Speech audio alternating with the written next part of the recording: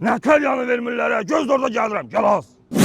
Gözdən indi dayım gəlir. Dayın yox, heç istəyir dayının dayısı gəlsin. Satmıram dedimsə satmıram. Görərik. Sərvətinin yox sayı, partladılar qaxtayı. Qaqa, deyəsən mənə formal gəlir, mən qaçdım. Dayı, hara qaçsan? Dayım de, dayım. Kim də mən bacım oğluna maşın satmayan, çıxsın qalağa görür. Abi gör nə deyirəm. Bu maşına başqasından beh almışam. Bu maşını sizə satsam məni qalma bəliyərlər. Bir dəqiqə dayan görüm, beynədir balaca. Б. Предоплата за определенный товар.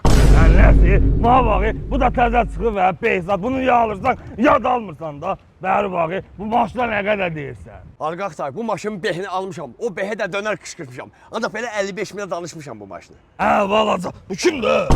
Nəsi, buna bir 100 min verərsən, behi qaytarsın, maşını versin bacı oğluya. Qalan pulla da özünə bir dənə dönərxan açarsan. Ne oldu boss? Nə, 100 min?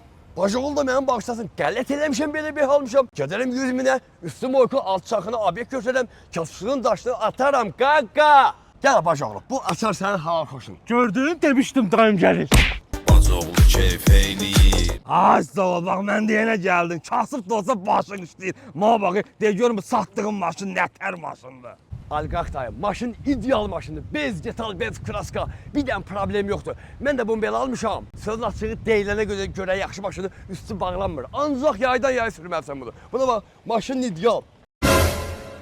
Bu milli kasıbdır ya, satdığın maşına qavarın yoxdur sənin. Kimdir balaca? Nəsə, ma bax, de görüm başqa nə bazarırsan. Alqaq dayı, qəşə meyxanı da deyə bilirəm. Sən bir kibət deyim, sən də qulaq as. De gəlsin. Bacıoğluyam, maşın alır alqaq dayı. Çəklasın şəhərdə yoxdur tayı. Dayıya bax, pulunun bilinmir sayı.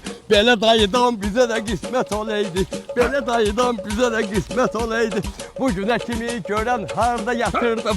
Bu maşını beh almış idim, satırdım. Pulu görən kimi tez behmi batırdım. Adamda belə var devlət olaydı. Bir dəqiqə sağla, bir dəqiqə sağla. Bir dəqiqə sağla, yorumlar rahat olmuyor, ma bax. Bundan sonra mənlə sən.